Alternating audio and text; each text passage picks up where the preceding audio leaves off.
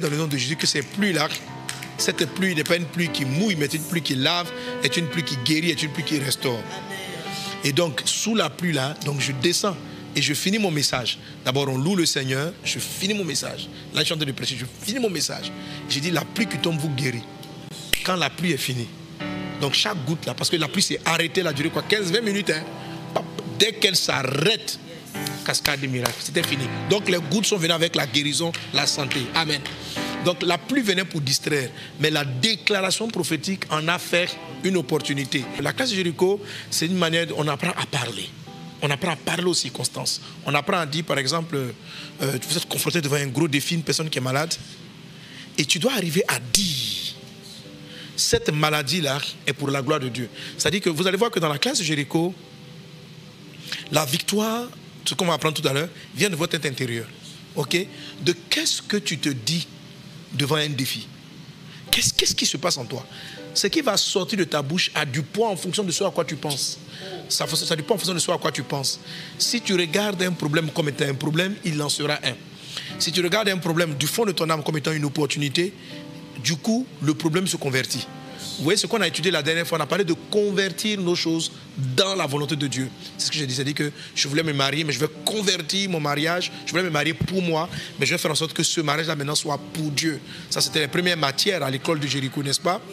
Amen. Mais c'est pareil, si je suis là devant, que j'ai de la compassion pour un paralytique, ok, je dois dire en moi, même si c'est un démon qui lui a donné, il était malade pour glorifier Dieu. En fait, cette maladie-là va élever le Seigneur. Ok? Voilà, ce n'est pas Dieu qui l'a rendu malade. C'est ce que Jésus-Christ a dit lorsqu'il a vu le monsieur qui était aveugle depuis la naissance. Donc, lorsqu'il voit le monsieur qui était aveugle depuis la naissance, on dit, mais pourquoi est-ce qu'il est aveugle? Ce sont ses parents qui ont péché, celui qui a péché. Jésus, et ça c'est la puissance des paroles épo, c'est ce qu'on va apprendre. Donc, comment est-ce qu'on arrive à travailler l'intérieur pour arriver à déclarer la parole qui va apporter la vie? Parce qu'il ne s'agit pas simplement de dire démon va-t'en. Il ne s'agit pas de dire simplement aveugle voir. La foi procède de ce qui se passe à l'intérieur de vous.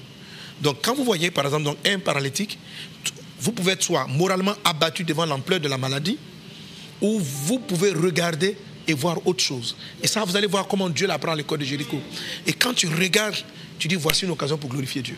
Si tu arrives à te dire ça en toi et à maintenir cette voix, c'est pourquoi la Bible dit si quelqu'un dit à cette montagne, déplace-toi, et qu'il ne doute pas dans son cœur. La clé, c'est ce qui se passe dans ton cœur.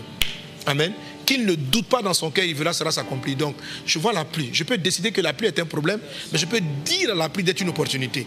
Donc, quand la pluie vient déranger le programme, je dis que tu as une opportunité. Donc, même si ce sont des sorciers qui étaient en train d'envoyer la pluie, les sorciers constatent que leurs gouttes là, quand ils regardent, les sorciers même regardent, quand ils regardent les gouttes tomber, au lieu de voir un dérangement du programme, ils vont commencer à voir que mais ça apporte de nouveaux yeux, ça apporte ceci, ça apporte cela. Pourquoi ça apporte?